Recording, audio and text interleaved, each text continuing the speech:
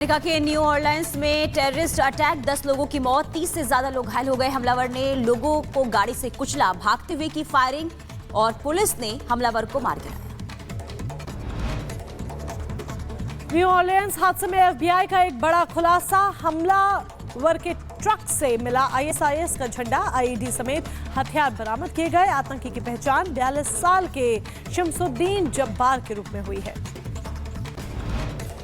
अमेरिकी राष्ट्रपति Joe Biden ने न्यू ऑरलियंस की घटना की निंदा की है और आतंकी एंगल से एफबीआई जांच कर रही है। उन्होंने कहा कि हमले में शामिल दोषियों को बख्शा नहीं जाएगा। ऑरलियंस आतंकी हमले के संदिग्ध का वीडियो भी सामने आ गया है। 4 साल पुराने वीडियो में संदिग्ध प्रॉपर्टी मैनेजर था। अमेरिका के लॉस वेगास में ट्रंप टावर में बाहर साइबर ट्रक में विस्फोट हुआ। धमाके में ट्रक चालक की मौत हो गई, 7 लोगों की घायल होने की खबर है। इजरायल के पूर्व रक्षा मंत्री योआव गैलेंट ने संसद पद से इस्तीफा दे दिया है। बोले हैं कि पार्टी के सदस्य हम बने रहेंगे। शेख हसीना ने देश छोड़ा है, तब से ही यूनुस सरकार ऐसे फैसले लेते हुए नजर आ रही है जिसे लेकर अल्पसंख्यक हो, हिंदू हो, सवाल उठाते हुए नजर आ रहे हैं। और अब जो गजट को लेकर यूनुस सरकार ने यह फैसला दिया है, इसे लेकर किस तरीके से अब वहां पर घमासान देखने को मिल रहा है, रिपोर्ट के जरिए देखिए।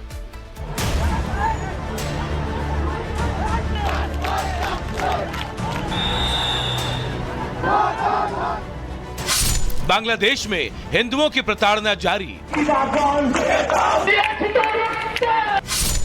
यूनुस कर रहे नए फरमान की तैयारी।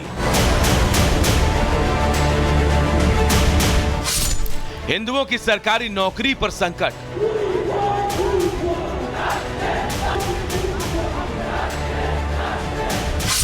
बांग्लादेश में अल्पसंख्यक विरोधी गजट,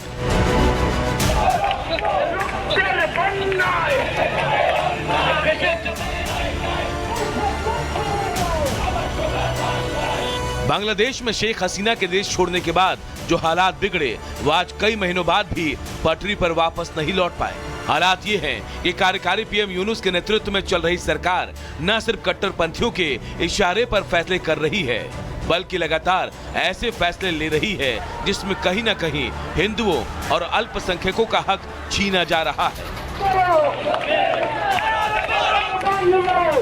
आए दिन यूनुस सरकार पर हिंदुओं के खिलाफ निर्णय लेने के आरोप लग रहे हैं, जिसमें कई आरोप का खंडन खुद यूनुस भी नहीं करना चाहते। बांग्लादेश की यूनुस सरकार का नए गजट पर कुछ इसी तरह के आरोप लग रहे हैं।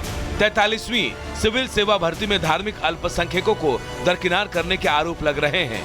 साथ ही गजट को सरकार की भेदभावपूर्ण नीतियों का उदाहरण बताया जा रहा है, जिसका विरोध भी शुरू हो गया है। हिंदू, बौद्ध, क्रिश्चियन ऐक्य परिषद ने 30 दिसंबर को जारी गजट को तत्काल रद्द करने की मांग की है। परिषद का कहना है कि इस गजट में 168 उम्मीदवारों को बाहर किया गया है, जिनमें से 71 धार्मिक अल्पसंख्यक समुदाय से हैं। इसे धार्मिक घृणा और भेदभावपूर्ण मानसिकता का सीधा उदाहरण बताया जा रहा है। परिषद ने बयान जारी कर अंतरिम सरकार के लोक प्रशासन सलाहकार से तुरंत गजट को रद्द करने और सभी छूटे हुए उम्मीदवारों को शामिल करने की मांग की है। उनका कहना है कि ये फैसला हाल ही में हुए भेदभाव विरोधी आंदोलन की उम्मीदों के खिलाफ है और समाज में असमानता को बढ़ावा देता है। बांग्लादेश में इस विवाद ने सामाजिक सौहार्द और लोकतांत्रिक मूल्यों पर गंभीर सवाल खड़े कर दिए हैं। शेख हसीना के सत्ता से बाहर जाने के बाद से ही बांग्लादेश में लगातार हिंदुओं के खिलाफ काम किया जा रहा है। शुरुआत में सहायक पुलिस अधीक्षक और डीआईजी रैंक के 100 से ज्यादा हिंदू पुलिस अधिकारियों को सेवा से बर्खास्त कर दिया गया है। इनकी जगह उग्रवादियों, विशेषकर जमात इस्लामी के सदस्यों को नियुक्त करने का फैसला लिया गया है। साथ ही करीब 69,000 पुलिसकर्मियों की नियुक्तियां रद्द की जा रही है। इन पदों पर भर्ती प्रक्रिया पिछले साल अक्टूबर से शुरू हो चुकी है। अब अगली भर्ती प्रक्रिया इसी महीने से शुरू होगी।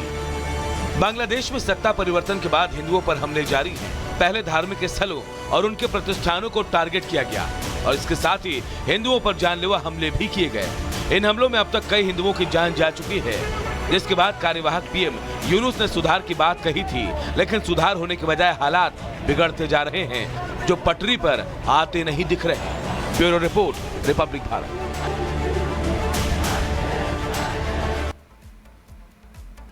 तो 5 अगस्त 2024 की तारीख थी जब शेख हसीना ने देश छोड़ा था और तब से ही लगातार हिंदुओं पर, अल्पसंख्यकों पर वहां पर हमले हो रहे हैं। स्थिति वहां पर बद से बदतर हो गई है। तो शेख हसीना के जाने के बाद हमले लगातार अल्पसंख्यकों पर बढ़ गए हैं। 2024 के अंत से अल्पसंख्यकों पर हमले वहां पर और ज्यादा तेज हो गए हैं। अल्पसंख्यकों के खिलाफ हिंसा और भेदभाव की तस्वीरें हर दिन वहां से निकलकर सामने आ रही है। देश में कई जगहों पर हिंदू मंदिरों पर हमला किया गया। इस्कॉन संगठन के सचिव और 18 लोगों पर केस दर्ज कर लिया गया। इसके अलावा 5 से 20 अगस्त के बीच 2000 से ज्यादा केस दर्ज किए गए हैं। अगस्त में 52 जिलों में हिंदुओं पर हमले वहां पर किए गए। 52 जिलों में 205 मामले सामने आए। इस हमले में कई अल्पसंख्यकों की मौत की भी जानकारी निकलकर सामने आई, लेकिन इसके बावजूद भी यूनुस सरकार जो है कोई भी ठोस कदम उठाती हुई नजर नहीं आ रही है। और सवाल ये उठाए जा रहे हैं कि क्या यूनुस सरकार कट्टरपंथियों के इशारे पर चल रही है।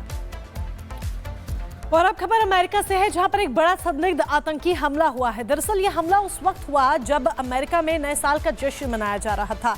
लोग नए साल की खुशियां मना रहे थे और तभी अचानक से एक कार आती है जो तेज रफ्तार में उन लोगों को रौंदते हुए चली जाती है जो लोग नए साल की खुशियां मना रहे थे। अब तक इस पूरे मामले में 15 लोगों की मौत भी हो गई है। रिपोर्ट देखिए।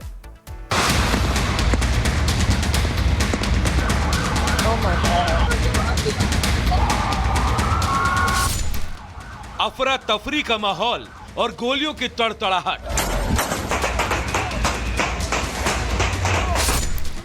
गाड़ी की टक्कर के बाद सड़क पर पड़ा युवक। पुलिस की गाड़ियों का सायरन और ये बैरिकेडिंग।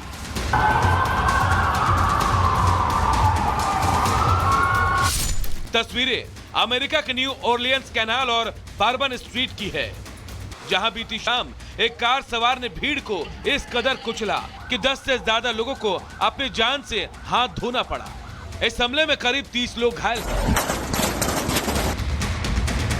दरअसल ये घटना उस समय हुई जब न्यू ऑरलियंस में नए साल का जश्न मनाया जा रहा था और शहर के कैसर सुपरडोम में आयोजित college football quarter final Allstate bowl की शुरुआत होने वाली थी, जिसमें हजारों लोग शामिल हो रहे थे।